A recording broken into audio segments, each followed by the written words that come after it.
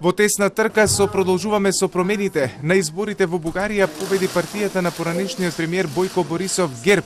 На второто место се најде партијата на Кирил Петков и Асен Василев, додека на третото место е партијата на Движењето за правата и слободите на Мустафа Карадај. Најголем добитник на овие избори е ултрадесничарската преродба на Костадин Костадинов со освоени двојно повеќе гласови во споредба со претходните избори.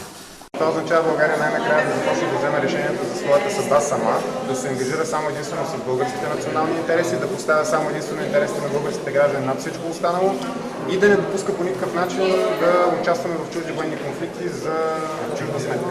Веднаш по објавувањето на резултатите, поразот го признаа од партијата Продолжуваме со промените. Тие им се заблагодарија на сите што излегле да гласаат и порачаа дека одговорноста за нов владен состав сега е кај ГЕРБ, партијата со која тие нема да коалицираат. Ние обещахме на нашите избиратели много ясно, че коалиция с ДПС и ГЕРБ няма да бъде направена от Продължаваме промяната. Ние обещаваме това преди изборите и ще си изпълним обещанията, защото ние като политици ще бъдем хората, които когато обещаваме нещо, ще го изпълняваме. Според реакциите на бугарските аналитичари, ова е парламента со израмнети сили, а длабоката поделеност меѓу партиите може да резултира со уште еден неуспех за формирање влада и нови парламентарни избори.